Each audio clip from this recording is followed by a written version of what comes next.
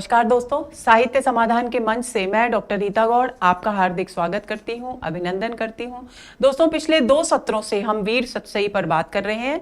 पहले सत्र में हमने कवि के जीवन परिचय और उनके सामान्य कृति परिचय और समकालीन परिस्थितियों से किस प्रकार उन्हें वीर सतसई की रचना करने की प्रेरणा मिली उस पर चर्चा की थी। दूसरे सत्र में हमने 5 दोहों पर विस्तार से चर्चा की थी। आज के सत्र में हम उन 5 दोहों के बाद के दोहों पर बात करेंगे। तो चलिए शुरू करते हैं आज का सत्र। छठा दोहा है वीर सतसई का। 20 दोहे हमारे पाठ्यक्रम में है। इस दोहे की विषय वस्तु कवि ने स्वयं वीर सतसई में लिख दी है, यानी वे इस दोहे में सतसई की महिमा का वर्णन कर रहे हैं, सतसई की रचना कर रहे हैं, ये संकेत मिल रहा है। और दूसरा, उसकी महिमा क्या है उसका वर्णन कर रहे हैं। कवि लिखते हैं, सतसई दोहा मई मीसण सूरजमाल, जंपे भड़खानी जठे सुने कायरा साल। कवि कहते हैं कि ये जो सतसई है, जिसकी रचना मीसण सूरजमाल यानी सूर्यमल मिश्रण जिस सतसई की रचना कर रहा है, वो सतसई दोहा छंद से युक्त है, यानी दोहा छंद में लिखी गई है। दोहामयी यानी दोहा छंद में रचित है। और कौन रच रहा है? सूर्यमल मिश्रण, जिसको उन्होंने मीसण सूरजमाल कह करके पुकारा है अपने स्वयं के नाम को। मीसण उनका मूल नाम था और उसे बाद में उन्होंने तत्सम में परिवर्तित कर मिश्रण कर लिया था।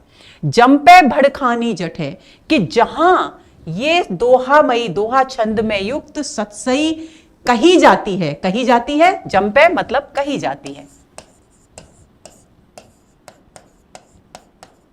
यानी इसका गायन होता है, इसका वाचन होता है, वहां ये सतसई कैसी है? भड़खानी यानी योद्धाओं को खाने वाली है।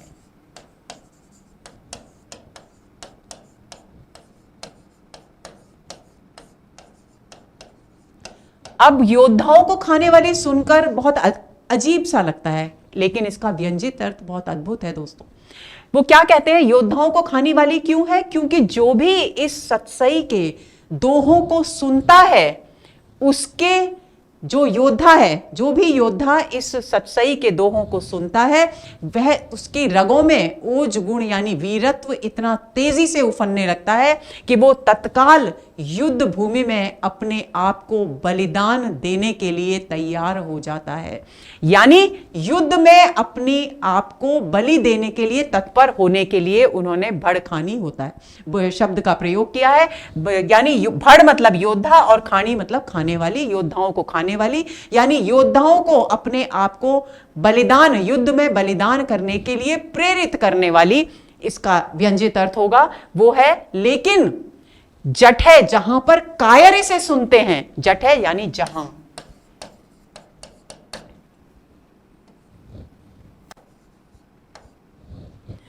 सुने कायरा साल, तो एक और जब वीर सुनते हैं, योद्धा सुनते हैं इसको, तो वो युद्ध भूमि में जाकर अपने को बलिदान करने के लिए तत्पर हो जाते हैं कि मैं या तो बलिदान दूंगा या शत्रु को की बलि ले लूंगा।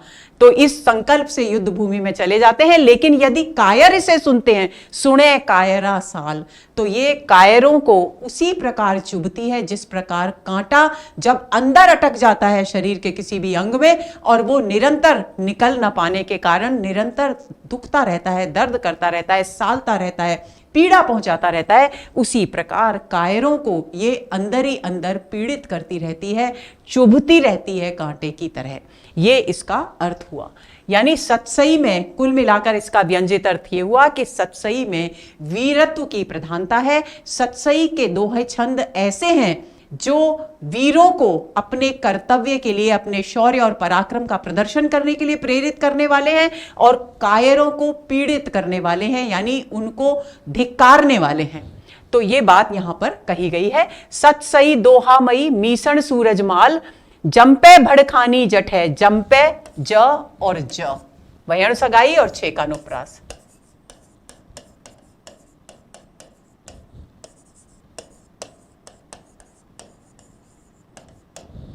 सुने कायरा साल, स और स वयन सगाई और छे का अनुप्रास। ये आपको ध्यान में रखना है। अलंकार अधिकतर यही मिलेंगे आपको, ये ध्यान रखिएगा। आगे चलें।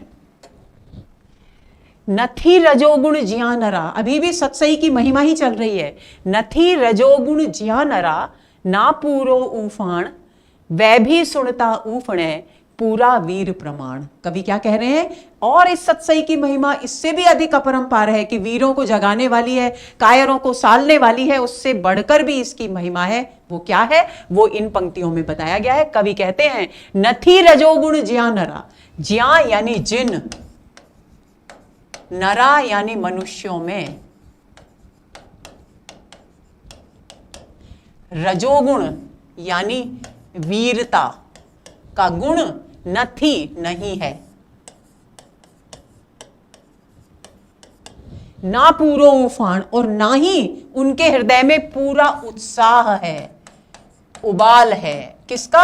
अपनी वीरता प्रदर्शित करने का, शत्रु को मौत के घाट उतारने का, युद्ध भूमि में लड़ते लड़ते शत्रु को पराजित करने का।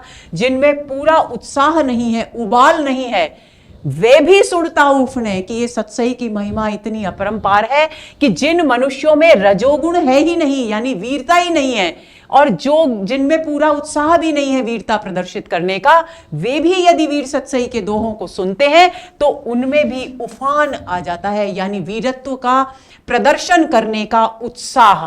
उफान, उफने यानी उफन पड़ते हैं, यानी वीरता प्रदर्शित करने का उत्साह, जोश।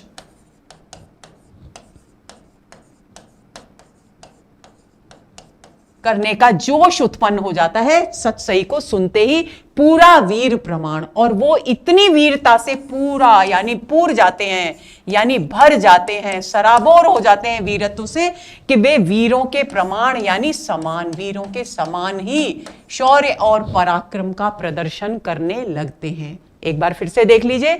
नथे रजोगुण ज्या नरा, ना पूरो ऊफाण, वह भी सुनता ऊफणे, पूरा वीर प्रमाण। कवि कहते हैं कि जिन मनुष्यों में, सत्सई की महिमा इतनी अपरंपार है कि जिन मनुष्यों में रजोगुण यानी वीरता का भाव नहीं है, शौर्य और पराक्रम नहीं है, वे भी यदि सत्सई के दोहों को सुनते हैं तो उनमें भी वीरत्व का प्रदर्शन करने का जो जोश है, जो उत्साह है, वो भी उत्पन्न हो जाता है। और वे इतने अधिक वीरता से भर उठते हैं, शौर्य और पराक्रम से भर उठते हैं कि वे भी वीरों के समान ही व्यवहार करने लगते हैं, यानी वीरता का प्रदर्शन करने लगते हैं। अब देखते हैं अलंकार। नथी और नरा क्या हो गया? वयन सगाई और छे का अनुप्रास। ना पूरो ऊफाण, वह भी सुनता ऊफड़े, पूरा वीर प्रमाण। पूरा और प्र यानी प वर्ण की आवृत्ति, फिर से वयन सगाई और छे का अनुप्रास।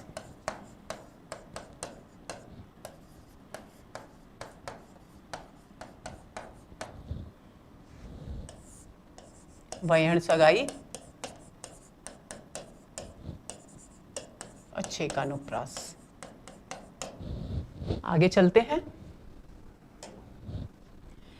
जय दो ही पख उजड़ा, जूझण पूरा जोध, सुनता वह भड़ सौगणा, वीर प्रकाशन बोध। अभी पिछले दोहे में कवि ने बताया कि सबसे पहले तो कवि ने यह बताया कि वीर यदि सत्सई को सुनते हैं तो वे वीरता से भर उठते हैं और युद्ध भूमि में जाकर या तो अपना बलिदान देंगे या फिर शत्रु की बलि ले लेंगे, शत्रु को मौत के घाट उतार देंगे। इस तरह के भाव से भर उठते हैं। और यदि कायर सुनते हैं तो वो उन्हें कांटे की तरह पीड़ित करने लगती है, चुभने लगती है अंदर ही अंदर।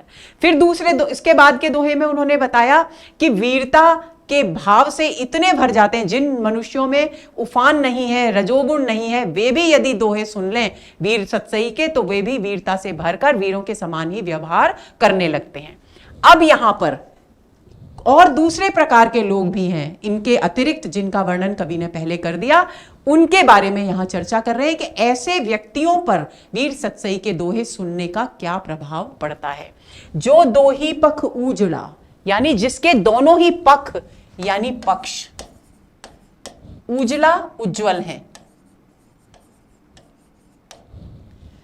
कौन से दो पक्ष होते हैं व्यक्ति के? मातृपक्ष और पितृपक्ष। यानी माता की तरफ का जो परिवार है, ननिहाल का जो परिवार है, वो भी शौर्य और पराक्रम के संस्कारों से भरा पड़ा है।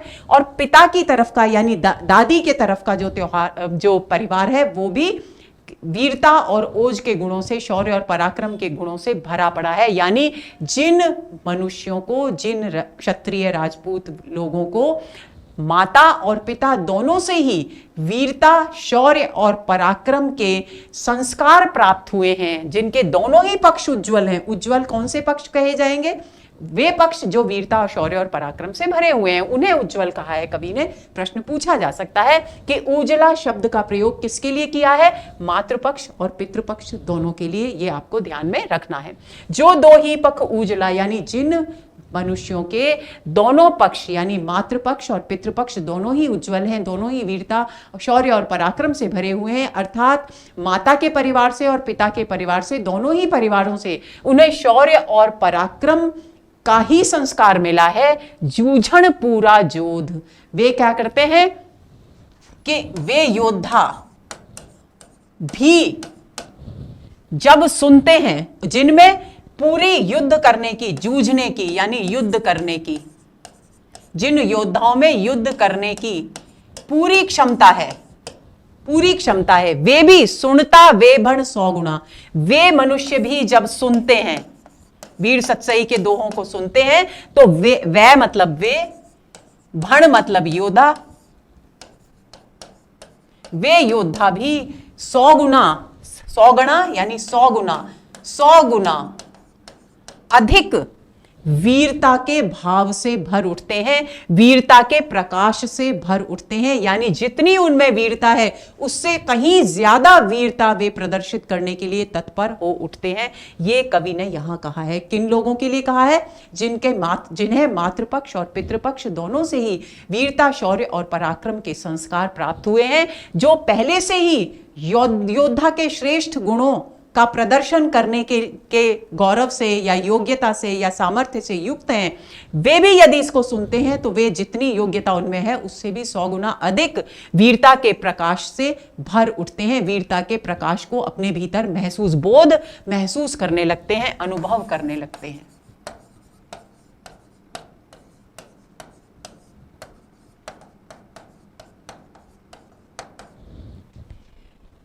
अब यहां देखते हैं अलंकार। देखिए, जूझण पूरा जोध, ज और ज वर्ण की, पहले भी ज वर्ण, लास्ट में भी ज वर्ण है, तो वयण सगाई। और दूसरा अलंकार कौन सा होगा? छेकानुप्रास। सुनता वैभण 100 गुणा, स और स यानी वर्ण सगाई और छेकानुप्रास। यहां भी वीर प्रकाशन बोध यानी वीरता के प्रकाश से या वीरता के भाव से भर उठते हैं। तो इस प्रकार यहां भी, इनमें भी कौन से अलंकार है? वर्ण सगाई और छेकानुप्रास अलंकार बार बार आ रहे हैं, और वृत्यानुप्रास का कम प्रयोग हो रहा है। ये हम देख रहे हैं पिछले 8 दोहों में। आगे चलते हैं। नवा दोहा, वयण सगाई वालिया पैखी जे रसपोस, वीर हुतासन बोल में दीसे हेक न दोष। अब कवि यहां क्या कह रहे हैं कि वयण सगाई जो अलंकार है, ऐसा कहा गया है, डिंगल के जो काव्यशास्त्रीय ग्रंथ हैं दोस्तों, उनमें ऐसा कहा गया है कि जहां वयण सगाई अलंकार का प्रयोग होता है, वहां काव्य का जो सरसता है, वो अपने चरम रूप में उभर कर सामने आती है। और ऐसे काव्य में जिसमें सुंदर प्रयोग हो वयण सगाई अलंकार का, उसके दोष सब दब जाते हैं, इतनी अधिक सरसता उस काव्य में होती है। तो उसी बात को आधार मानकर कवि अपनी बात कह रहे हैं। तो कवि कह रहे हैं, वयण सगाई वालिया पेखी जे रसहोस, के वयण सगाई से के विन्यास से युक्त, विन्यास से युक्त को और सरल करेंगे तो प्रयोग से युक्त, वयण सगाई अलंकार के प्रयोग से युक्त काव्य में जिस प्रकार पेखी जे दिखाई देता है,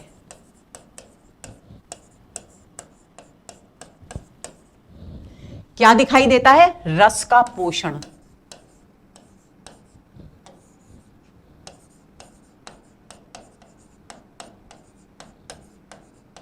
यानी व्यंजित अर्थ क्या हुआ? सरसता। सरसता दिखाई देती है, और दिसे हेक न दोष, और एक भी दोष दिखाई नहीं देता। उसी प्रकार वीरता की अग्नि, हुतासन अग्नि, वीरता की अग्नि जिस व्यक्तित्व में प्रज्वलित होती है, उसके बोल यानी बोलचाल, उसकी बोलचाल, बोलचाल से हमें पता चलता है व्यवहार, तो यानी व्यंजित अर्थ क्या होगा, व्यवहार। जिस व्यक्ति के व्यक्तित्व में वीरता की अग्नि प्रज्वलित हो उठती है, उसके बोलचाल में यानी उसके व्यवहार में दिसे एक हेक न दोष, हेक का मतलब है एक, दोष का मतलब है दोष, और दिसे का मतलब है दिखाई, दिखाई देना। यानी जिस तरह से काव्य में वयन सगाई अलंकार का सुंदर प्रयोग होने पर क्या होता है, सारे दोष काव्य के दब जाते हैं और सरसता प्रबल रूप में उभर कर आती है, उसी तरह से जिस व्यक्ति के व्यक्तित्व में वीरता की अग्नि, वीरता रूपी अग्नि प्रज्वलित हो उठती है, उसके बोलचाल में यानी उसके व्यवहार में एक भी दोष दिखाई नहीं देता। यानी वीरता रूपी अग्नि के प्रज्वलित होने पर उसके सारे दोष नष्ट हो जाते हैं, केवल और केवल उसका गुण ही दिखाई देता है। ये दोहा जो है दोस्तों, वो पिछले दोहों से थोड़ा सा भिन्न है। यहां पर दो महत्वपूर्ण बातें इस दोहे में हैं। एक तो हम सबसे पहले अलंकारों की बात करेंगे। वयन सगाई वालिया, यानी वह है और वह है, तो वयन सगाई अलंकार है, छेकानुप्रास अलंकार है। पेखीजे रसपोस, वयन सगाई और छेकानुप्रास। वीर हुतासन बोल में यहां पर छेकानुप्रास तो है लेकिन वीर वयन सगाई नहीं है, केवल छेकानुप्रास है यहां, और यहां वयन सगाई और छेकानुप्रास दोनों हैं। दिसे हेक न दोष, वयन सगाई और छेकानुप्रास दोनों हैं।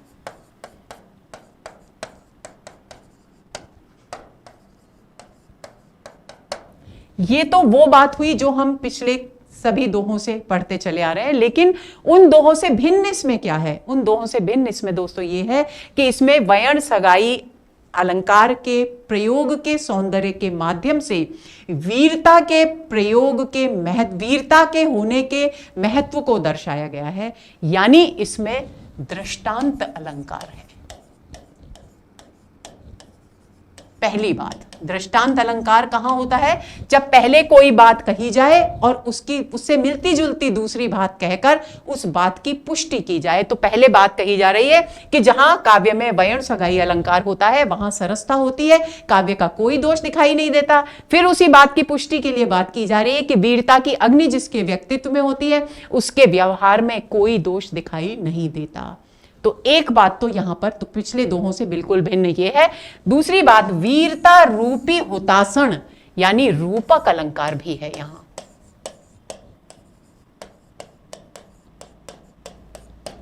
ये आपको ध्यान रखना है। अब आता है अगला दोहा। इसमें बंदी जन जातियां, देखिए दोस्तों अभी तक जितनी भी हमने दोहे पढ़े उन दोहों में कर्तव्य से विमुख हो गए राजपूतों को जगाया गया है कवि के द्वारा, और सतसई की महिमा का किस किस व्यक्ति पर क्या क्या प्रभाव पड़ता है उसके विषय में बताया गया है।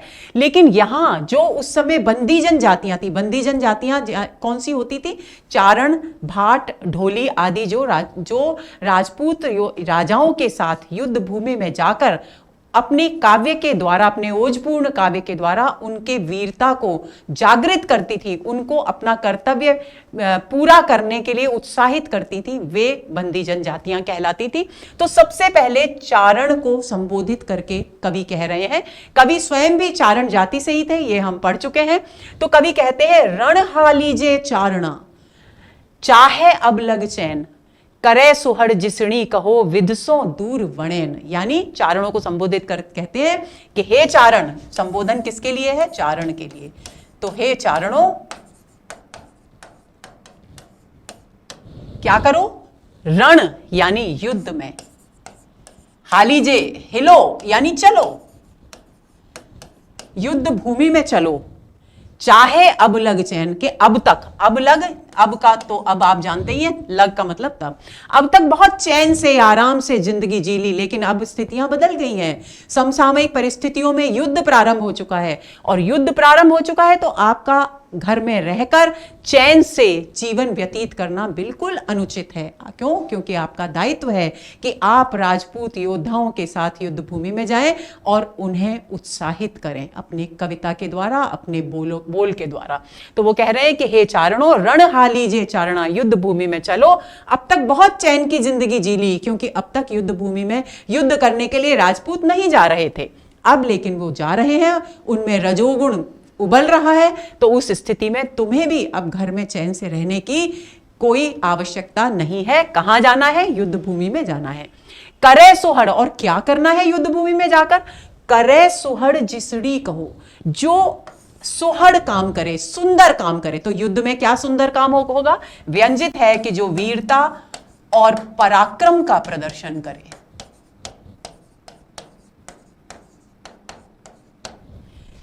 जिसड़ी यानी उसकी कहो, यानी उसकी प्रशंसा करो।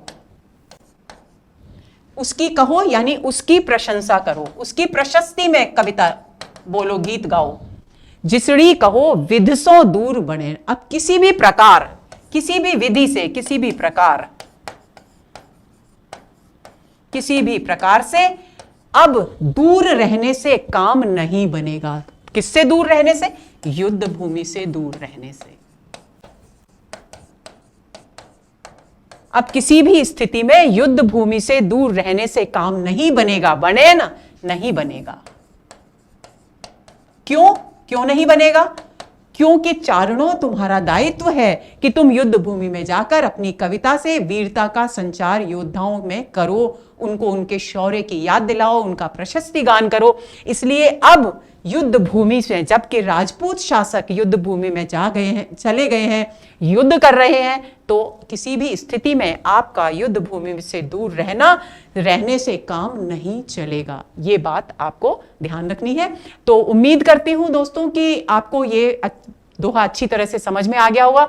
अब इसकी मूल संवेदना क्या है? देखिए, मान लीजिए ये आपके परीक्षा में ये आ जाए पंक्ति, करे सुहड़ जिसरी कहो विधसों दूर बनेन, यानी विधसों दूर बनेन पंक्ति किससे संबंधित है? तो आपको ध्यान रखना है कि ये कथन कवि ने चारण जातियों को अपने दायित्व के प्रति सजग होने के उद्देश्य से कहा है। अब देखते हैं अलंकार। चाहे अब लग चैन, च और च वयन सगाई और छेकानुप्रास।